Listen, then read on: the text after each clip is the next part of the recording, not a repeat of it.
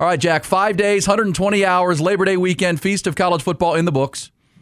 You realize from last Thursday to last night in Chapel Hill, we were treated to 84 football games. 84 college football games, Jack. 168 teams in action, obviously. 158 of them for the first time in 2025. There were multiple marquee top 10 matchups, extremely compelling competitive games. 5 teams ranked in the preseason top 25 start their season 0-1, including the Longhorns, which we'll talk about. But safe to say last night's game was not one of those. I would not call last night's game compelling. No, it was for about 15 minutes. Well, Bill Belichick's college football debut facing Sonny Dykes in his established TCU Horned Frog program. Let's just say, what can we say? Less than auspicious for Chapel Bill.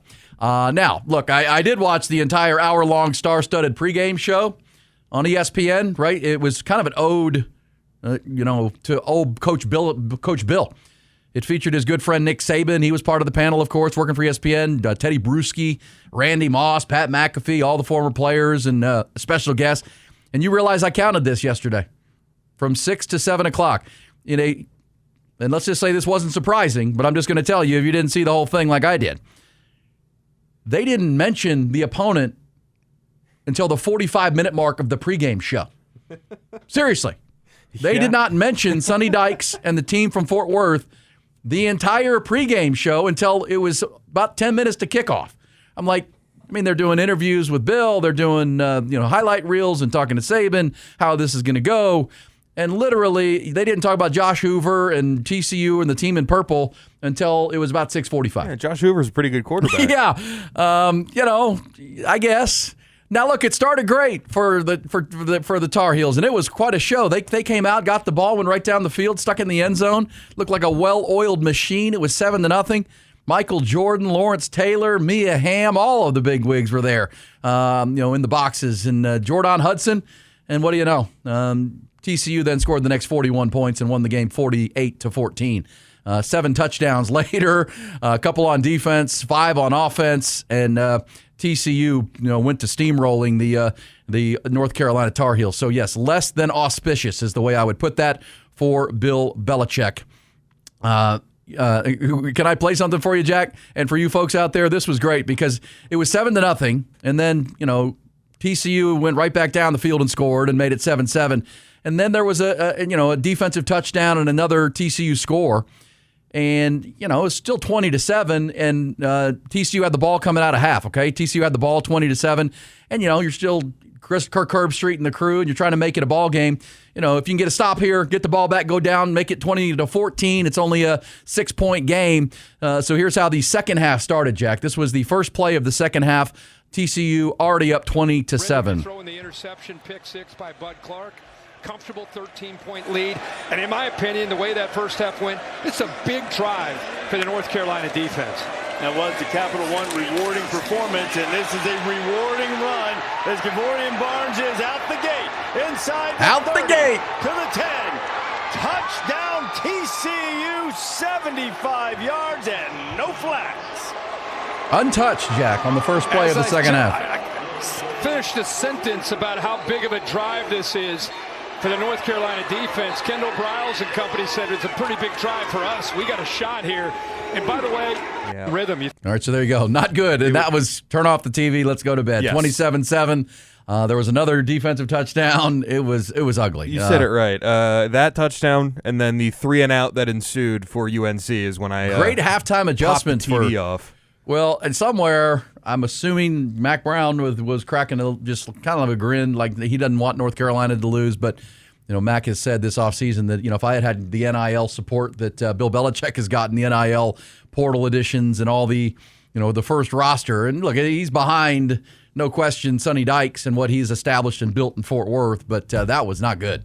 That was lame, to say the least. And then his quarterback got hurt on the fumble return for a touchdown, Gio Lopez, and boy, that's they invested a lot of money into that roster. They hired his kids, and they hired Mike Lombardi to be his general manager. And I'll give credit to Sonny Dykes because his team was buttoned up, and Josh Hoover's a good team. They were a 9-win team a year ago. Now you wouldn't have known that by the hour-long pregame show, Jack, that they won 9 games a year ago, and Josh Hoover from Rockwall, Texas, is a pretty good player.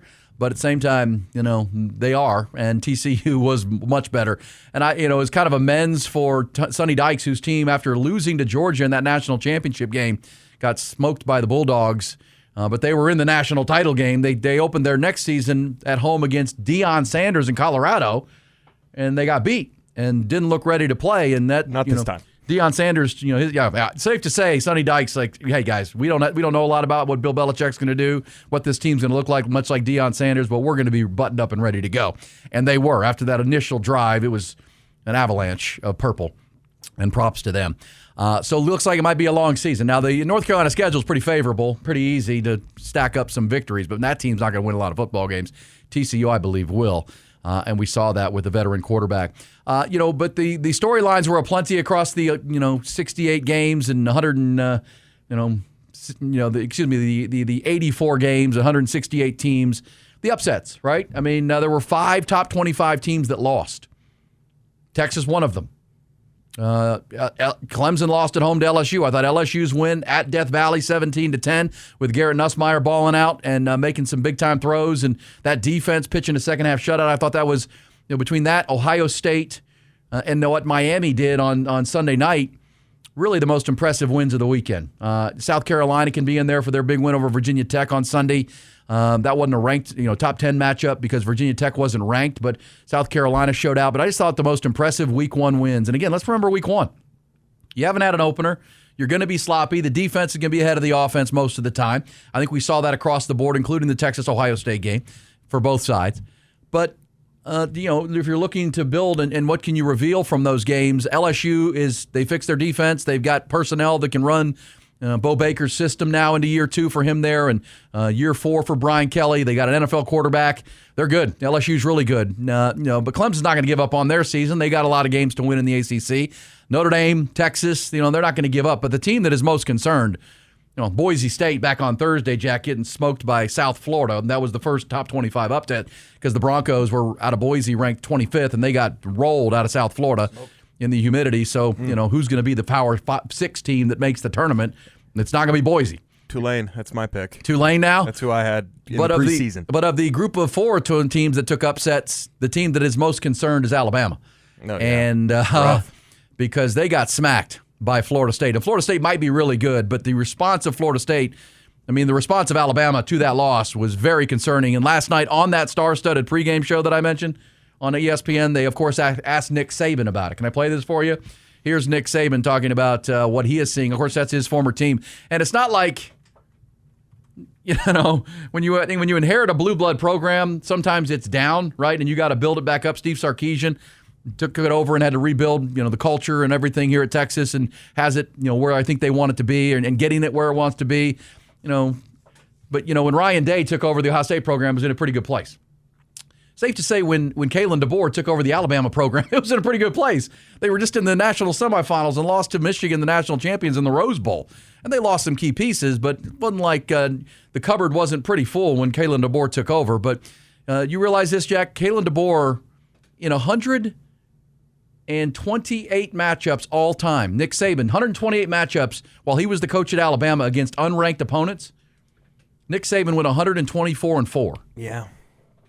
In 1 season and 1 game, Kalen DeBoer has already faced 10 unranked opponents and lost as many as Nick Saban did in 128. Brutal. He is 6-4 now against unranked opponents. And again, maybe Florida State should be ranked, but that ain't good. That's not a good ratio. Here's Nick Saban last night talking about it. Yeah, well, that's all about what they did last year. Yeah, that creates the expectation for this year. But, obviously for me and for a lot of the Bama fans, the disappointment that Florida State dominated the line of scrimmage on both sides of the ball. Yep.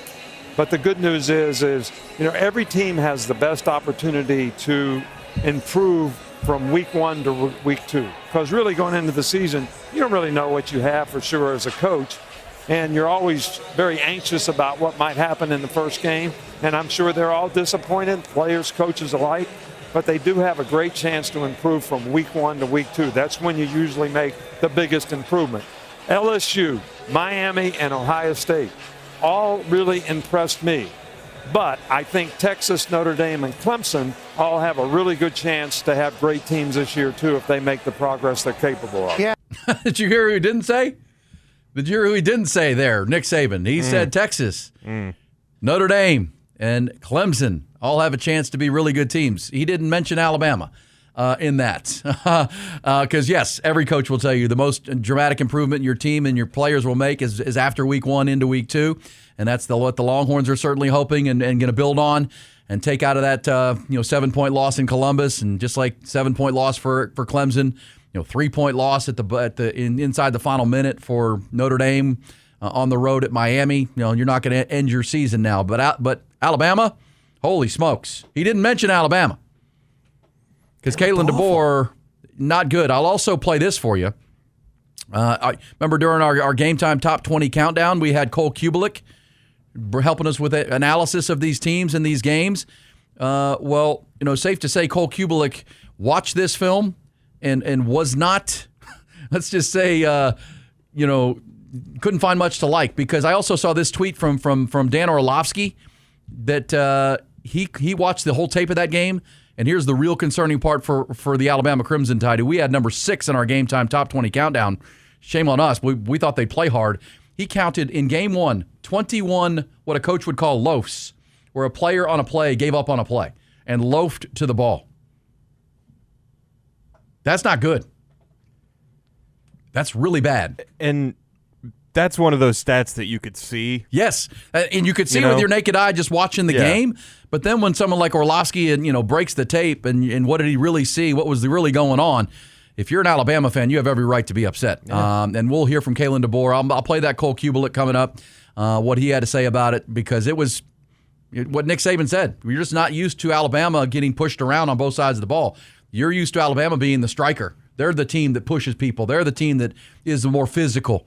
And if you're a Texas fan, which a lot of you are, that's what you take from the Ohio State game. Texas didn't back down physicality-wise. Texas outrushed Ohio State outgained Ohio State by 133 yards. They outrushed Ohio State in a large way. They outfield positioned Ohio State. They did a lot of things to put themselves in position to win that football game against what the team that will be, was the national champions last year and will be number 1 today when the AP poll comes out. So you feel pretty good about that. You just got to get a quarterback more comfortable and, build a game plan that's going to suit him. But we'll hear Sark talking about that. But, when we say don't throw out the baby with the bathwater, I think that's fair to say for Clemson and Notre Dame and for Texas. I don't know about Boise State, and I certainly don't know about Alabama because they don't seem to respond or play hard for their football coach. That's a problem. And with Alabama, in a game like that is, of the Saban years, a game perfectly suited for Alabama. It's a monsoon. Yeah, it was raining. The turf is not in the best condition. All they had to do was put their hands in the ground and shove somebody, and they didn't do it. Yeah, they couldn't. They got shoved. They couldn't, and that's physicality, that's culture, that's everything Nick Saban's teams were not, and even when they weren't great at the beginning. Yeah, they lost running back to the portal, and Jam Miller didn't play, but that's true. I mean, come on. Yeah, no, I was more concerned with defense. The because they the linebackers look slow, like North Carolina last night. If you didn't see the Florida State Alabama game because you were still wallowing in the Texas loss, which a lot of you were, just like North Carolina last night, right down the field, Alabama came out and looked tremendous, right into the end zone, touchdown with Ty Simpson. Florida State then proceeded to score the next 31 points, and then the game was over. See you later. And that's not good for Kalen DeBoer into year 2. Tuscaloosa, not a happy place. Austin, not the happiest place based on Saturday's result. We'll hear from Steve Sarkisian. We'll take you down memory lane. 30 years ago this day, September the 2nd, 1995, Steve Sarkisian made his first road start as a college quarterback at BYU. We'll tell you how it went. Coming next on Game Time.